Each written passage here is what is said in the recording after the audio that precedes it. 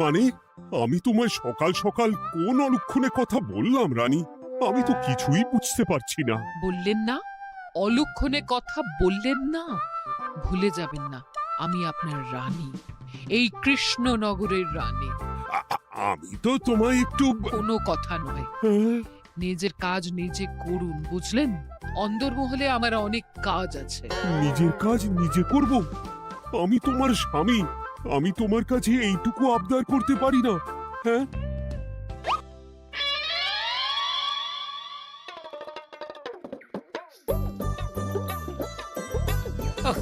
আজ গিন্নির সাথে বচসা করতে গিয়ে দেরি হয়ে গেল। মহারাজ আবার আমার দেরি দেখে রেগে না যান।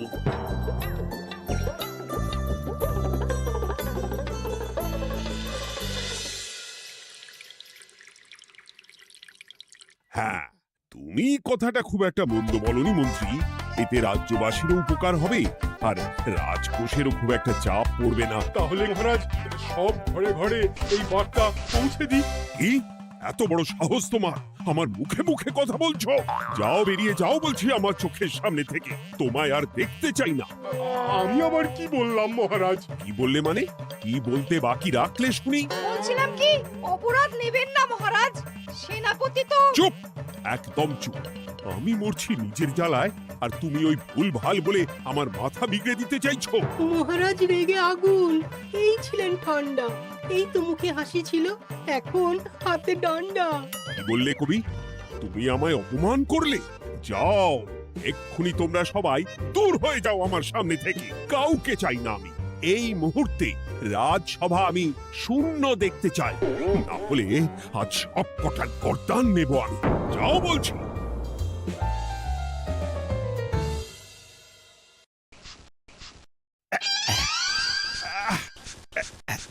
আহা, একটু শান্তি হলো। ভেবেছিলাম রাজসভায় করব তাই রে নাই রে, রাজা দিলেন ঘাড় ধাক্কা, এখন সবাই বাইরে। এ তো তোমার জন্য, তুমিই তো বেমক্কা একটা এমন কবিতা বললে। আহ, কেন এইভাবে চটছেন মন্ত্রী মশাই? দোষ তো আপনারও। আপনি তো কি একটা বলে রাজা মশাইয়ের মাথা গরম করে দিলেন। আমি আবার কি বলেছি? আরে মহারাজ তো সেনাপতির ওপর রেগে গেলেন। আরে বাবা, আমি আবার কি করলাম? পণ্ডিত মশাই কি সব বলে দিলেন, তখনই তো মহারাজ। এই আমার নামে একটা অসাধু বাক্য বললেই আমি কিন্তু। এ কি কাণ্ড! কৃষ্ণনগর রাজসভার সভারত্নরা বাইরে বের হয়ে কি মহা হট্টগোল শুরু করলেন। মহারাজ সবাইকে একসাথে ঘাড় ধাক্কা দিয়েছে। ওরে বাবা, এতগুলো ঘাড়ে রাজামশাই একসাথে ধাক্কা দিলেন কিভাবে? আচ্ছা, দোষটা কে করলো? দোষ করেছে ও, দোষ করেছে ও। দোষ করেছে ও। দোষ করেছে ও। এবারেও কেউ একমত হতে পারলেন না কে দোষ করেছে। আচ্ছা বেশ, কি হয়েছে কেউ একটা খুলে বলুন দেখি। আমি বলছি, মহারাজ বেশ খোশ মেজাজি ছিলেন, কিন্তু হঠাৎ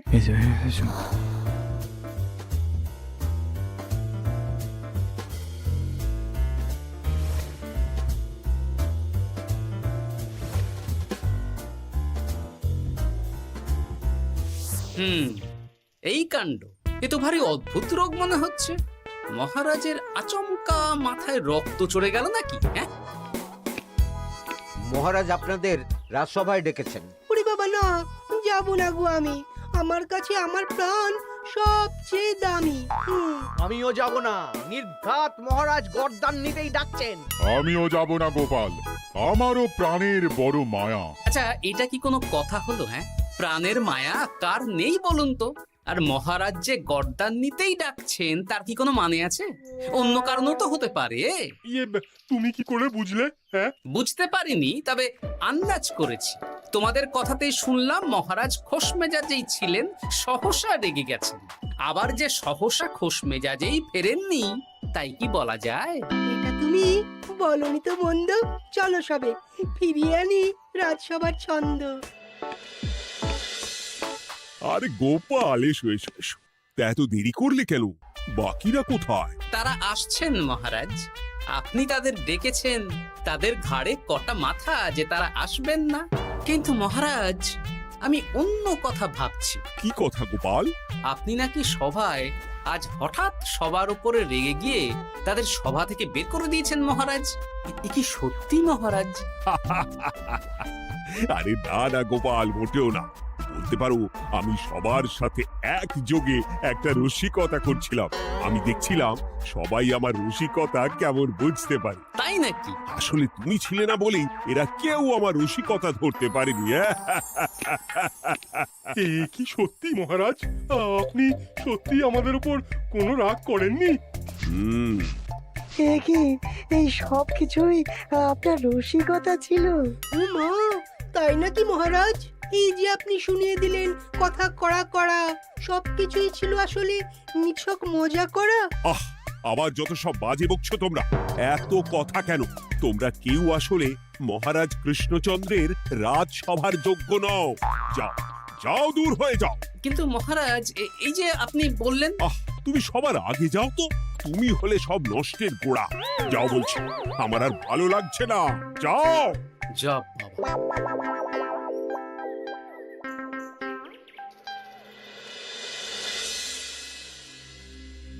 কি বুঝছেন? না না না, আমি তো সবই ঠিক দেখছি রানীমা। হ্যাঁ, এটা ঠিক যে নারীর গতি কিঞ্চিত চঞ্চল বটে, তবে তা তো হতেই পারে। বাকি সবটাই ঠিকই আছে। তাহলে এমন হচ্ছে কেন? মহারাজ এইভাবে যখন তখন রেগে যাচ্ছেন কেন? আজ শুনলাম আপনাদের সভা থেকে দুবার বের করে দিয়েছেন, আবার ফিরিয়ে এনেছেন।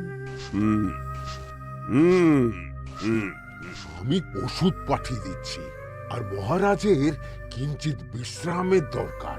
হ্যাঁ, তোমার মাথা আর আমার মুন্ডু। বলি, আমি বিশ্রাম নিলে রাজকার্যকে চালাবে শুনি তুমি, নাকি ওই অকর্মার ঢেকি মন্ত্রী? না মানে ওই আমি। যাও, আর আমার কথা বলতে ভালো লাগছে না। আমাকে একটু একা থাকতে দাও।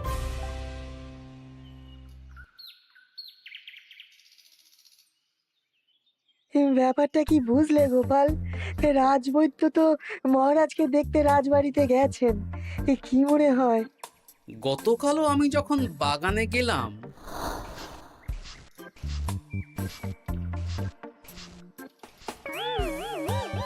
গোপাল, তোমার কি মনে হয় মহারাজকে কোন রোগে ধরেছে? এই রেগে যাচ্ছেন, আবার এই মাথা ঠান্ডা হয়ে গিয়ে ডেকে পাঠাচ্ছেন।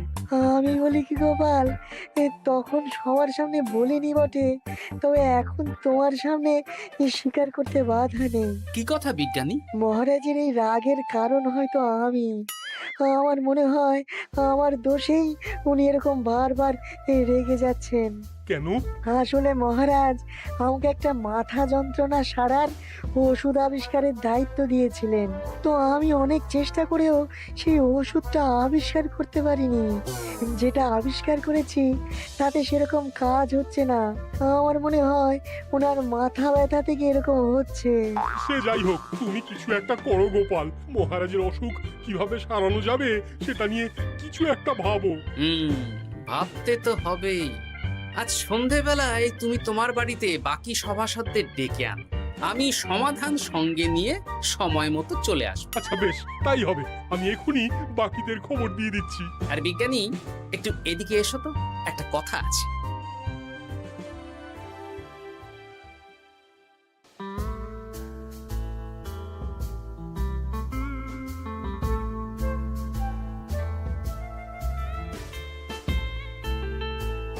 গো, বলি এইভাবে ঘুরলে কি মহারাজের ব্যামো সেরে যাবে? তা সারবে না। তার চেয়ে এক কাজ করি, কিছুটা আলু আর ছোলা সেদ্ধ করেছি, তার সাথে নুন, লঙ্কার গুঁড়ো আর লেবু দিয়ে মেখে আলু কাবলি বানিয়ে দিই, কি বলো? হ্যাঁ, দাও দাও দাও, মন্দ হয় না। মহারাজের মন উচ্চাটন, তার কি কারণ? মাঝে মাঝে আসছেন আর মহারাজ রেগে আগুন হয়ে যাচ্ছেন, আবার যেই সে ব্যামো ঠিক হয়ে যাচ্ছে মহারাজ সেই আগের মতন। তার উপর আবার সভাসদেরা মনে করছে তাদেরও কোনো দোষ আছে। তাহলে দুয়ে দুয়ে চার করতে হবে, কিন্তু কিভাবে কিভাবে কিভাবে? এই নাও আলু কাবলি খেয়ে পেট ঠান্ডা করে নাও দেখি। হ্যাঁ, বেশ কিছুদিন আগে বিজ্ঞানী লেবুর রসের জাদুর কথাই তো বলছিল। আর আচ্ছা গিন্নি, তুমি তোমার বিয়ের সময় তোমার বাবার মুদির দোকানের একটা কাঠের ছোট বাক্স পেয়েছিলে না, যাতে শ্বশুর মশাই মোহর রাখতেন? উমা, সে বাক্স তো ঝুলকালি মেখে আছে গো, তা দিয়ে তোমার কি হবে? ঝুলকালি লেগেছে? বাবা বাবা বাবা, তাতে তো আমার কাজ আরো ভালো হবে। যাও যাও যাও, নিয়ে এসো দেখি। আমি ততক্ষণে বেশ খানিকটা অদৃশ্য কালি বানিয়ে ফেলি। না না, আমি তো বলছি মহারাজের কোনো রোগ নেই, সামান্য উদ্বেগ ছাড়া আর কোনো সমস্যাই নেই মহারাজের। তাহলে মহারাজ আমাদের এই তুর্কি নাচন কেন নাচাচ্ছেন শুনি, মস্করা করে? তাই তো উত্তর জানা চাই তো। আর এই যে এত জরুরি তলব পাঠিয়ে গোপাল আমাদের ডেকে পাঠালো, তার তো টিকিরও দেখা নেই। গোপাল কি করবে শুনি? যে রোগ আদপেই নেই সেই রোগ কিনা ওই গোপাল ছাড়াবে? আমার তো বিশ্বাসই হয় না। বিশ্বাসে মিলায় বস্তু, তর্কে বহু দূর, তাই না মন্ত্রী মশাই? পেলে গোপাল, মহারাজের রোগ সারাবার কোনো উপায় পেলে? আচ্ছা গোপাল, রাজবৈদ্য বলেছেন মহারাজের কোনোই অসুখ নেই, তা তুমি কি সারাবে শুনি? হ্যাঁ, রোগ হয়তো রাজবৈদ্য মশাই ধরতে পারেননি, কিন্তু কিছু তো আছেই যার জন্য মহারাজ এমন আচরণ করছেন, তাই না? তা তুমি বলো না মহারাজ এমন কেন করছেন, আর কি তার সমাধান? এক এক করে বলি। আমি ভেবে দেখলাম এর জন্য আমরাই দায়ী। বলো কি? আমরা সবাই কোনো না কোনো সময়ই মহারাজের রাগের কারণ হয়েছি, তাকে আঘাত দিয়েছি, বিষণ্ণ করেছি। ইচ্ছে করে করিনি হয়তো, কিন্তু করেছি। আর মহারাজ সেই সব কথা বুকে চাপা দিয়ে রেখেছেন। তুমি বলতে চাইছো অতীতে সেই সব ভুলের কারণেই মহারাজ এমন করছেন? আমার তো তাই মনে হয় সেনাপতি। আচ্ছা, তর্কের খাতিরে যদি তাই ধরে নিই, তাহলে এখন আমাদের কি করণীয়? আমরা তো কাল যন্ত্রে চেপে অতীতে ফিরে যেতে পারবো না যে সেই সব ভুলগুলো শুধরে দেব। তা হয়তো হবে না, কিন্তু কিংকর্তব্য বিমূঢ় বাবার আদেশ যদি মানি, তাহলে এই সমস্যার সমাধান সম্ভব মন্ত্রী মশাই। কি বললে? ত্রিকালজ্ঞ বাবা কিংকর্তব্য বিমূঢ়, সে আবার কি গোপাল? আছেন একজন জ্ঞানী ব্যক্তি, আমার খুব পরিচিত। তার দেওয়া একটা উপদেশ আমার জানা আছে। আমার বিশ্বাস তাতে মহারাজের এই সমস্যার সমাধান হয়ে যাবে। কি করে শুনি? এই কালি হলো অদৃশ্য কালি। কলম দিয়ে অদৃশ্য কালিতে কাগজের উপর লিখতে হবে। কি লিখতে হবে? লিখতে হবে যে মহারাজের সাথে অতি সাম্প্রতিককালে আমরা যা যা অন্যায় করেছি তাই লিখতে হবে। কোনো মিথ্যে কথা লেখা যাবে না। তবে চিন্তা নেই, অদৃশ্য কালি, ফলে কেউ কারো লেখা পড়তে পারবে না। এইবার এই কাগজ ভাঁজ করে ফেলে দিতে হবে এই বাক্সে।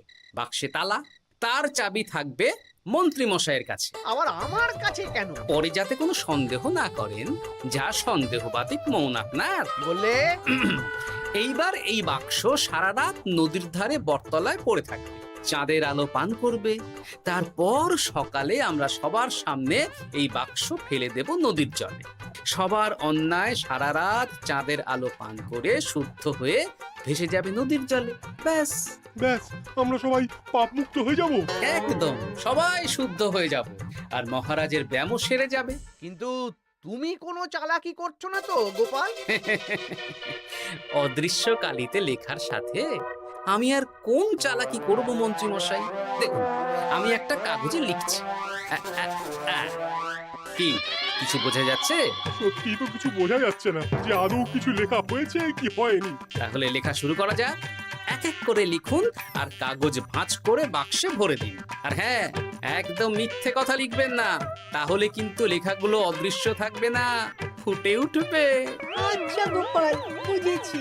কলম কালি মন, লেখে 3 জন। মিথ্যে কথা লিখে দিলেই ঘটবে অঘটন। আমি বাক্সটা নদীর পাড়ে সঠিক জায়গায় রেখে আসব। তারপর কাল সকালে সবাই মিলে এই বাক্স ফেলে দেব নদীর জলে। ঠিক আছে?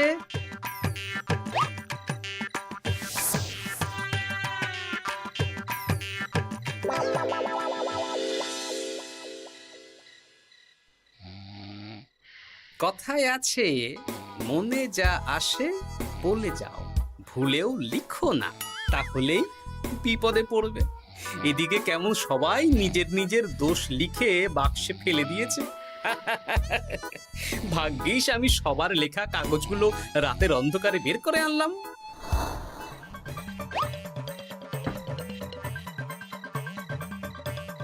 এইবার এই কাগজগুলো ঢুকিয়ে দিলেই কেল্লা ফতে। এখন সবার পাপের স্বীকারোক্তি আমার হাতের মুঠোয়।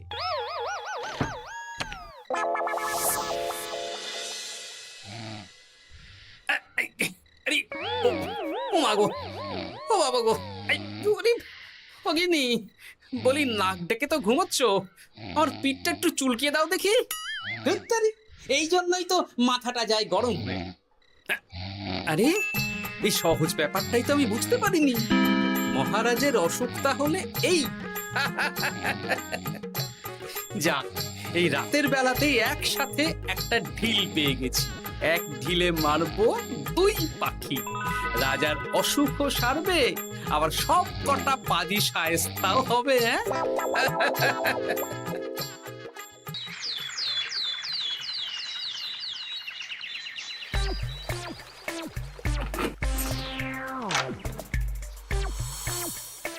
কি এইবার শান্তি হয়েছে তো মন্ত্রী মশাই? যেমন অদৃশ্য লেখা ছিল সেরকমই আছে তো?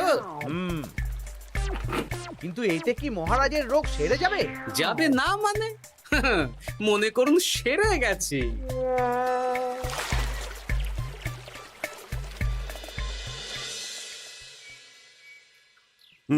তাহলে আজকে সভার কাজ শুরু করা যাক।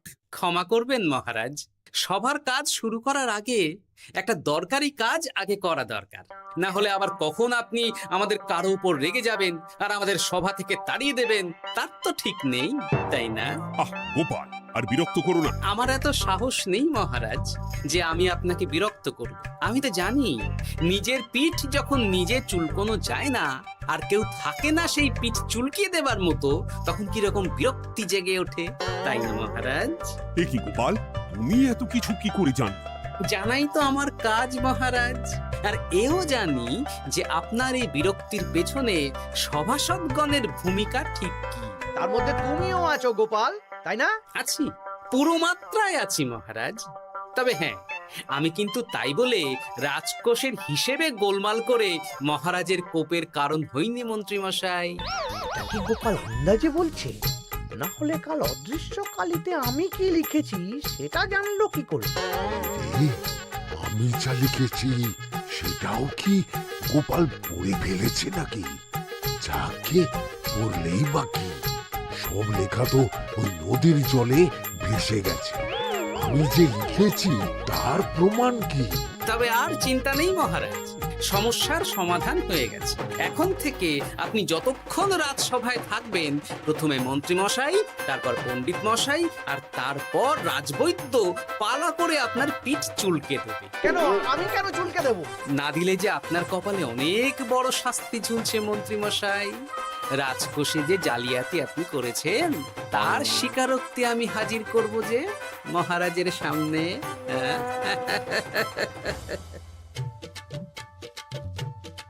এই নিন মহারাজ মন্ত্রী মশাইয়ের পাপের স্বীকারোক্তি।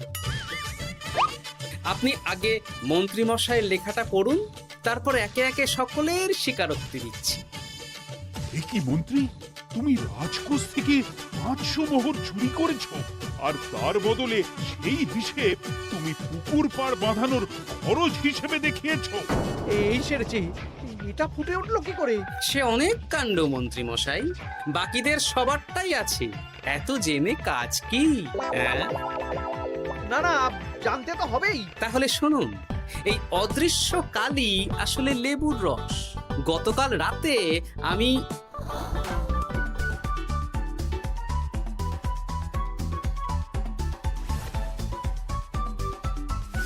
এবার লেবুর রসে অদৃশ্য লেখা কেন বা কিভাবে ফুটে উঠলো সেটা বিজ্ঞানী বোঝাবে।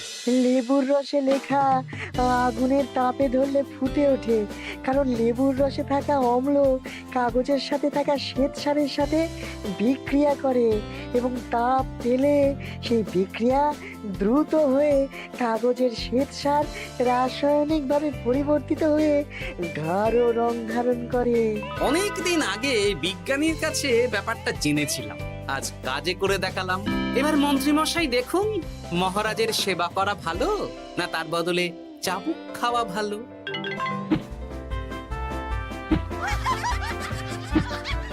ওরে বাবা না, না, উফ! আগে যেমন বুনো ওল তেমনই তো বাঘা তেঁতুল হবে মন্ত্রীমশাই। যা, রাজামশাইয়ের মেজাজ আবার বিগড়ে যাওয়ার আগেই কাজ শুরু করে দিন ও বাকিদেরকে সেবা করার সুযোগ করে দিন। আজ থেকে ভুল হলে শুধরে নেব ভুলকে। মন্ত্রীমশাই মহারাজের পিঠ দেবে চুলকে।